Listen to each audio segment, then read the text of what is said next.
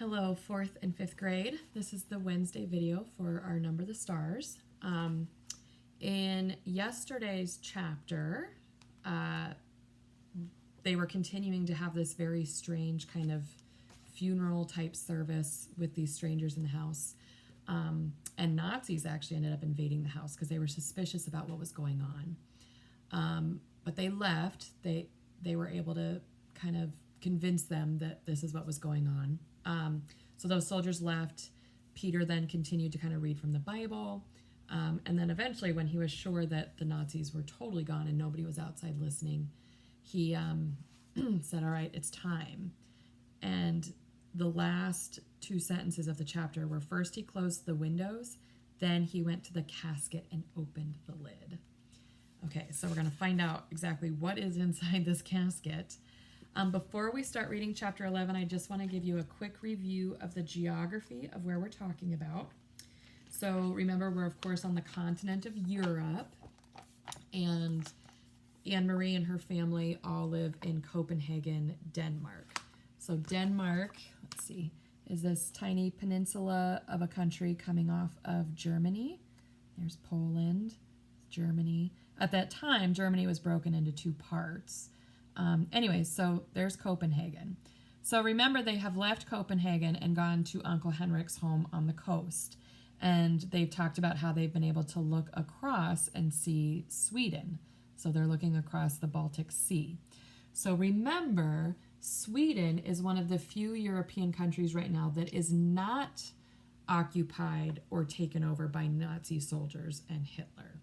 So they would be considered, you know, a free country at this point. So it's not that the Nazis own Denmark, but they have taken over Denmark. But they had not done that to Sweden yet. So keep that in mind. Okay.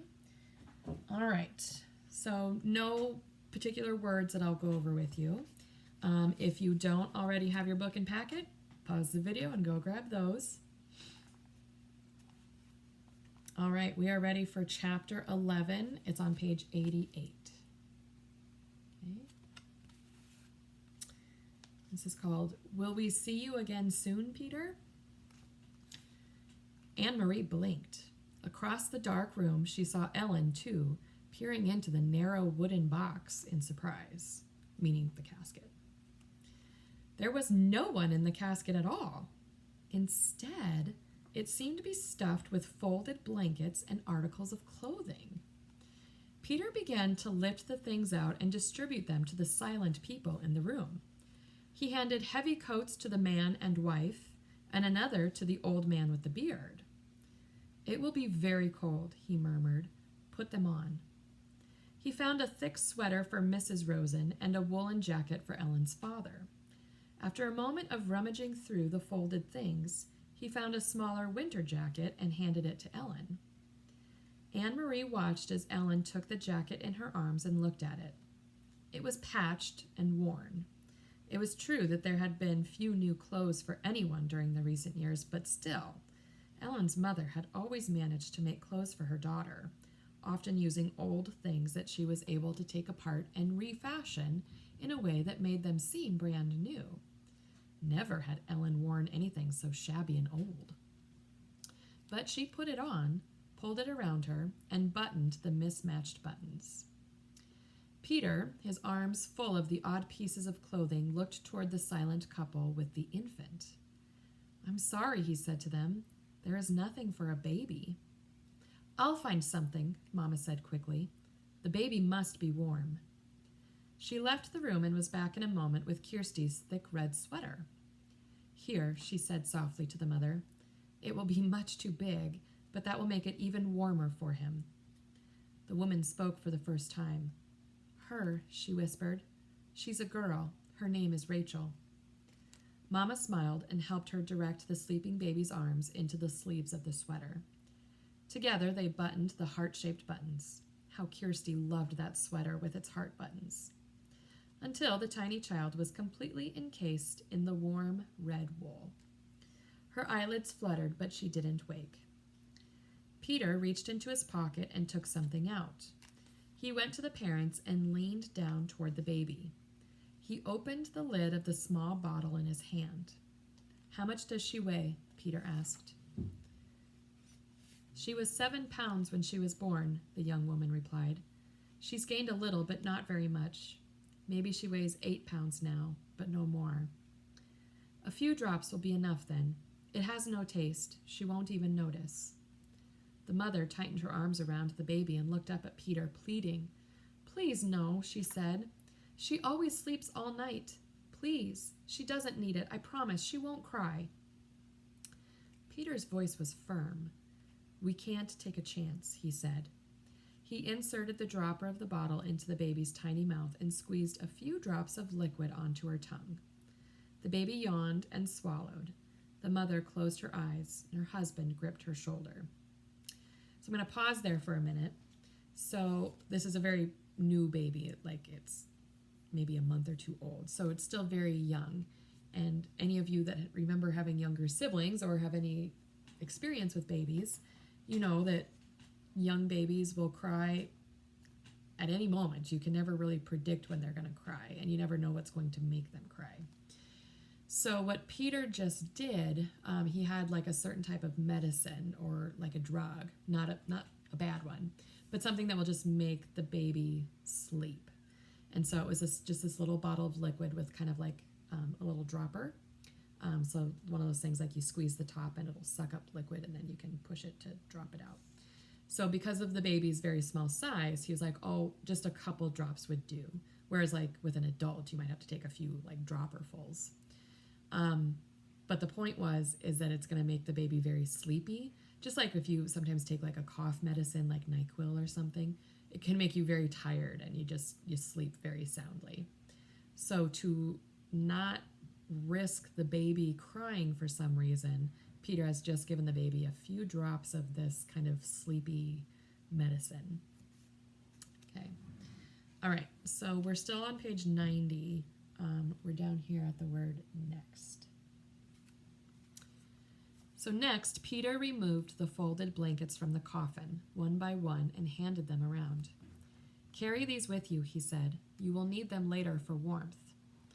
Anne-Marie's mother moved around the room and gave each person a small package of food, the cheese and bread and apples that Anne-Marie had helped her prepare in the kitchen hours before.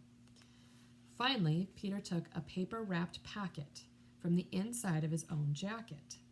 He looked around the room at the assembled people now dressed in the bulky winter clothing, and then motioned to Mr. Rosen, who followed him to the hall. Anne-Marie could overhear their conversation.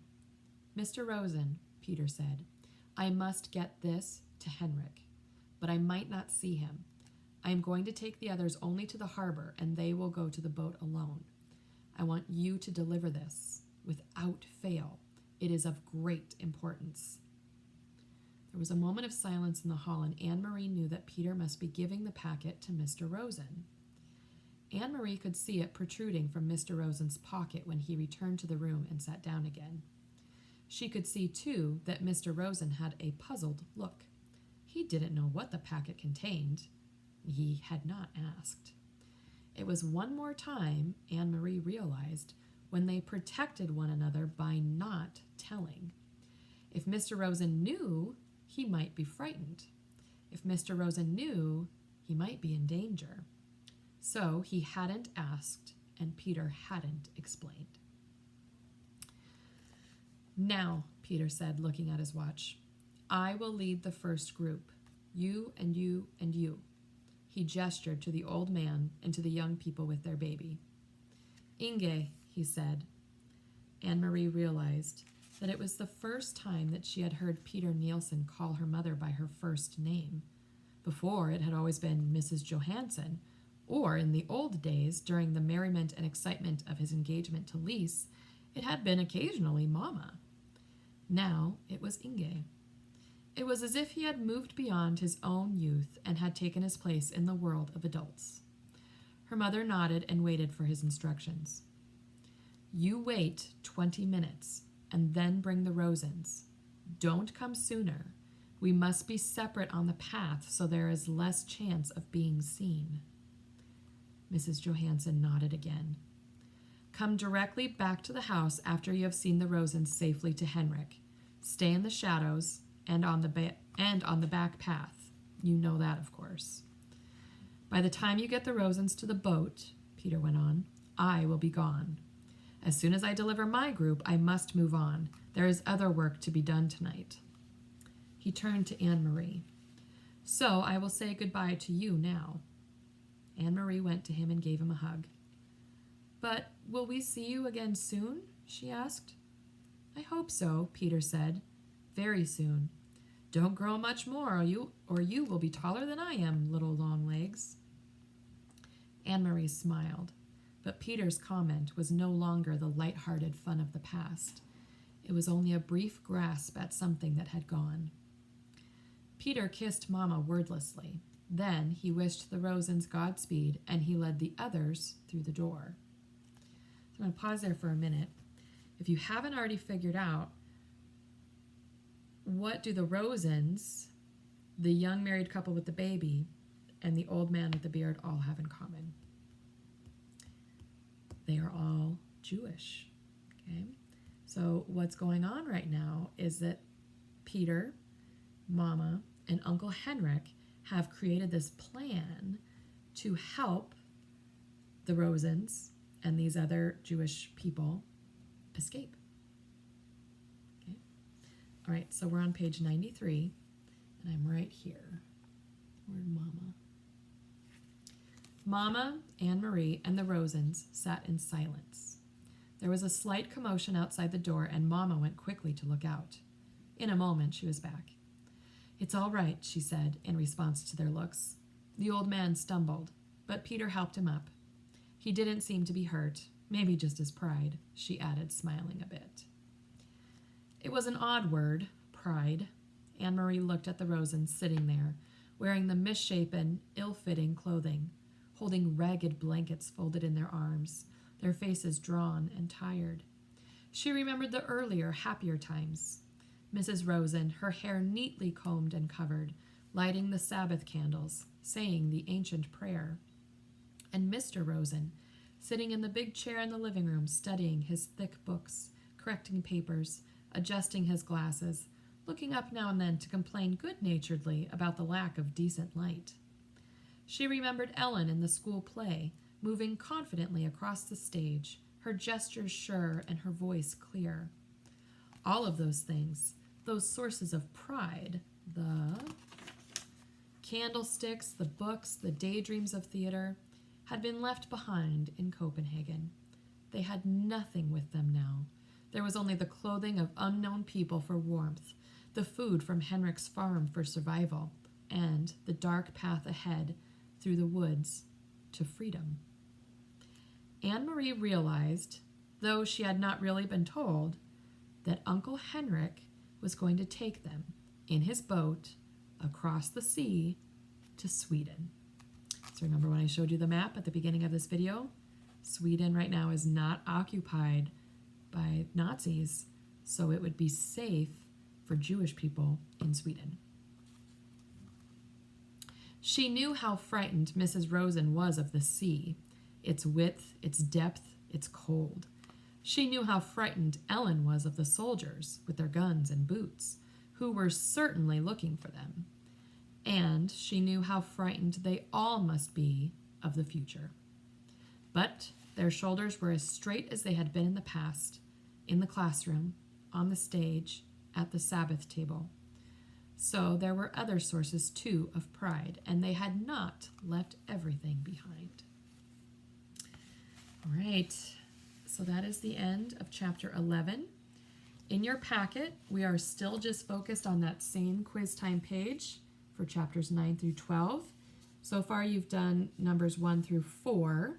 Today, you are going to do 5, 6, 7, and 8. So a few more than you have done, but it's still just 4 problems. So number 5, what is in the casket? We now know it is not a deceased great Aunt Bertie. Number 6, what does Peter give to the baby and why?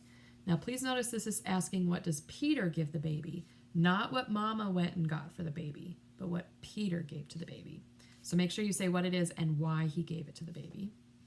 Number 7, Peter gives Mr. Rosen a paper-wrapped package. What instructions does Peter give to Mr. Rosen? And then number 8, describe the plan that Peter devises to get the group safely away. So think about when he was talking to Mama, when he's talking about like what he's going to do and then what she needs to do. Okay, so numbers 5, 6, 7, and 8. Make sure you're reading them carefully, answering all parts, and using evidence from the text. You need to have text-based answers, not just random thoughts. Okay, all right, thanks.